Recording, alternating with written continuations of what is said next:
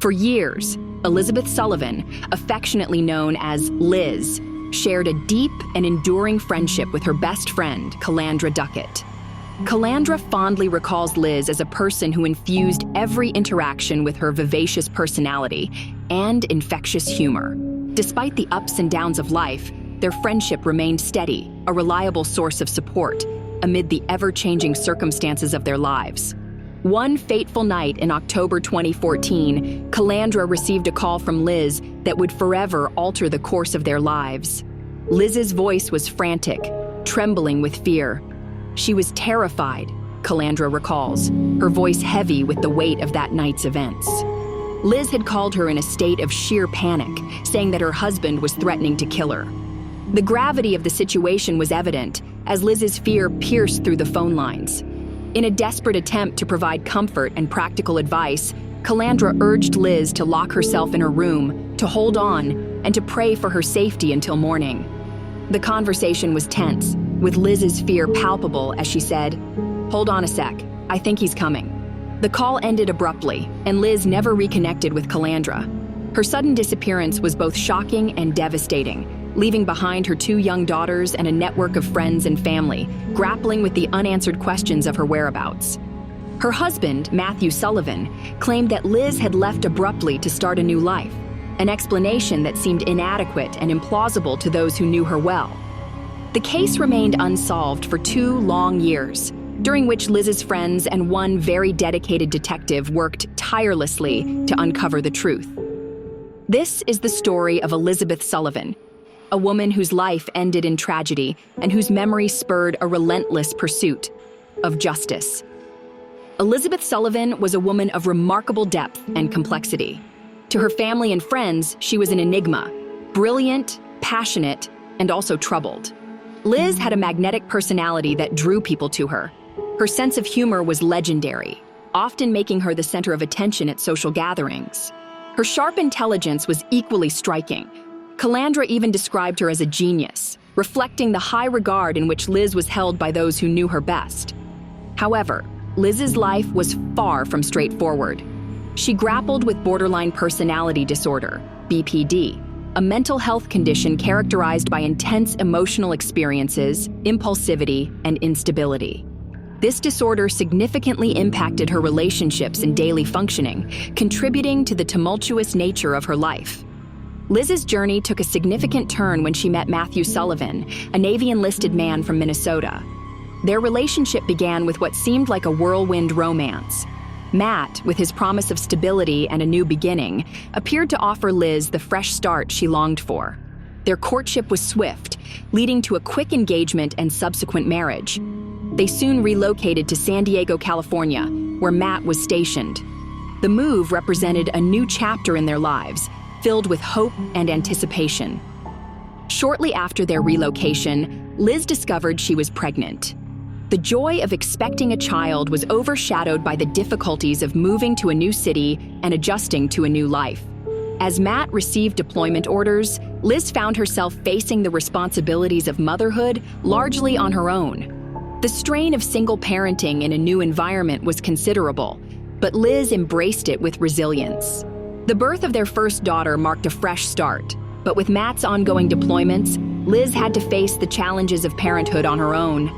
The arrival of their second daughter further compounded her challenges. Despite the difficulties, Liz managed to form a close friendship with Nathan Character, whose warmth and understanding provided her with a much-needed emotional anchor. Nathan was immediately drawn to Liz. "What first attracted me to her was her sense of humor and intelligence," Nathan recalled. "I really appreciated those qualities about her." Their friendship provided Liz with valuable support, particularly during Matt's prolonged absences. When Matt returned home, the family settled into Liberty Station, a community that seemed promising, but was fraught with its own challenges. Liz had grown accustomed to managing everything independently during Matt's deployments, and her reintegration into married life was fraught with difficulty. The couple struggled to balance the demands of raising 2 young children with the realities of their strained relationship. Liz envisioned a life filled with opportunities and adventure for herself and her children, but Matt's contentment with a more routine existence created tension. Liz became more and more frustrated with the monotony she saw in their life together. This sense of discontent led her to seek companionship and solace outside of her marriage. In her quest for emotional fulfillment, Liz began an affair with Sullivan, a man who seemed to embody everything Matt did not. Sullivan was educated, ambitious, and engaged in meaningful conversations with Liz, qualities she felt were lacking in her marriage. The affair provided Liz with an escape from her routine, a chance to explore a relationship that felt more aligned with her desires and aspiration. Liz frequently visited Sullivan and his roommate, but these visits did not go unnoticed. The roommate's girlfriend grew suspicious of Liz's presence and, concerned for the well-being of Liz's children, reported her to Child Protective Services, CPS. Although the investigation cleared Liz of any wrongdoing, the warning that Matt would be informed of the complaint heightened Liz's anxiety. She realized that her secret affair was at risk of being exposed. On the evening before her disappearance, Liz confided in Matt about her affair. Matt's reaction, according to him, was one of resignation, as they were already leading separate lives. However, the situation was more complicated than Matt's account suggested. Text messages exchanged between Matt and Sullivan revealed a different story. In the weeks before Liz's disappearance, Matt's taunts and provocations towards his wife's lover revealed his growing hostility and awareness of the affair, with messages like, "Liz will need a place to stay soon," and "I forgot to mention earlier that I work at a hospital if you need help getting that STD cleared up." On October 13, 2014, Liz made a disturbing phone call to Calandra, which would be her last communication. The call ended abruptly, and Liz vanished without a trace.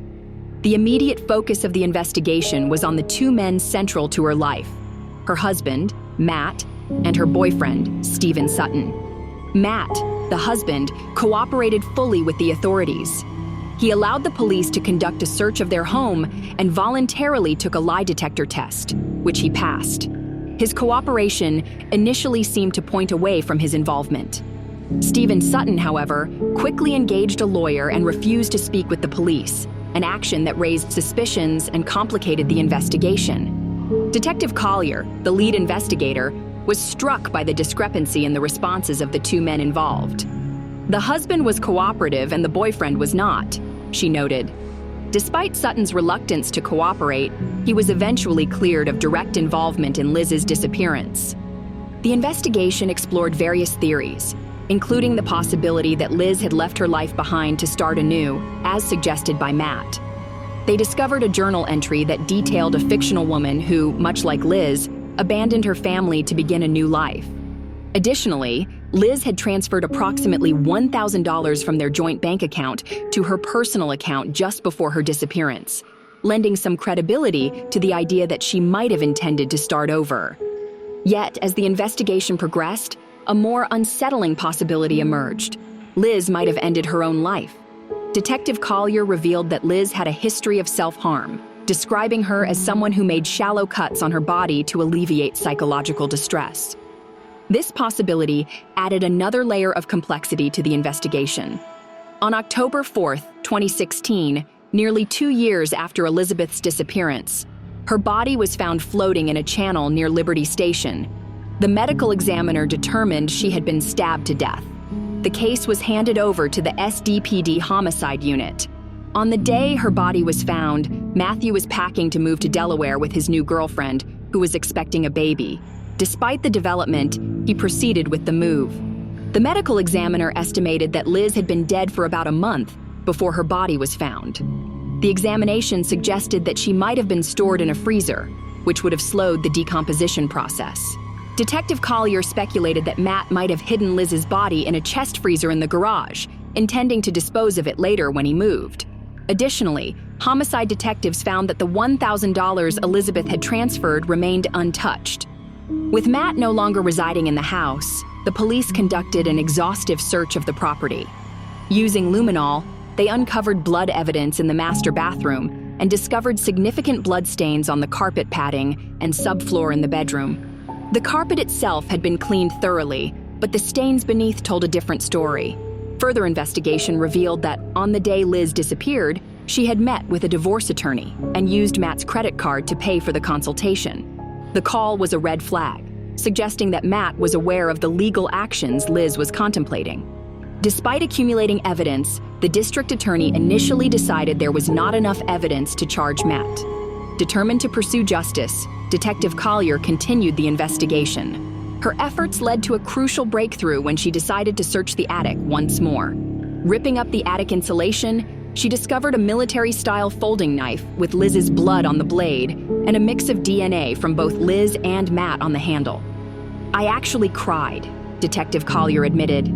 "After working on a case for so long, finding that crucial evidence was a very emotional moment for me." The discovery of the knife provided the evidence needed to charge Matt with murder. In January 2018, Matthew Sullivan was arrested and extradited to California. Despite forensic evidence, such as bloodstains and a military-style knife, with both Elizabeth's and Matthew's DNA, his defense argued that Elizabeth had a history of erratic behavior and drug abuse. The trial in February 2020 revealed a tumultuous marriage, Elizabeth's affair, and their plans for divorce. Friends testified about Elizabeth's fear of Matthew and the final phone call she had with her best friend, Calandra Duckett. The jury had to decide if Matthew was guilty of first or second-degree murder. Ultimately, they found him guilty of second-degree murder. His defense lawyer argued for leniency based on his military service, but Elizabeth's friends and family felt no sentence could alleviate their loss. Prosecutors argued that he killed Liz after discovering her plans to leave him. They believed that Matt had hidden her body in a freezer and later disposed of it when he moved. The evidence pointed to a deliberate attempt to cover up his heinous crime. The evidence painted a picture of a man who, feeling threatened by Liz's intentions, took drastic measures to prevent her from leaving him and to hide his actions. Ultimately, the jury found Matt guilty of second-degree murder, and he was sentenced to 16 years to life in prison. The verdict was a significant moment for Liz's family and friends, offering a measure of justice for the life that had been so tragically cut short. Despite the conviction, Matt has strongly maintained his innocence. From behind bars, he has repeatedly claimed that he had no part in Liz's death. "No, absolutely not. That's crazy," Matt insisted in a statement. "I've never laid a finger on her. I've never hit her. Nothing like that." His declarations of innocence have continued to echo through his appeals and public statements, reflecting his persistent denial of the charges against him. For Detective Collier, who had dedicated countless hours to the case, the verdict provided a sense of relief and accomplishment. "I was so happy," Collier said, reflecting on the outcome.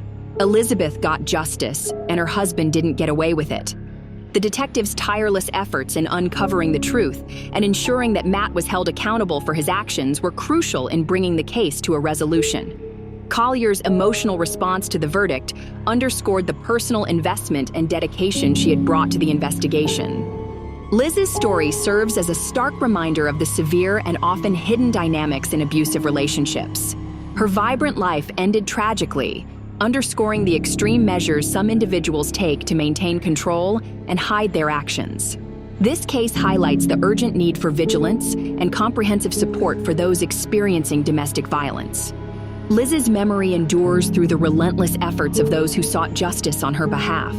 Her tragic death has galvanized awareness about domestic violence and the necessity for strong support systems for victims. It underscores the critical importance of advocacy, intervention, and compassion in addressing these issues. Following the trial, Liz's friends and family have continued to honor her by advocating for those affected by domestic abuse. Their work focuses on raising awareness and providing support to individuals in abusive situations, ensuring that Liz's legacy contributes to the ongoing fight for justice and the protection of victims.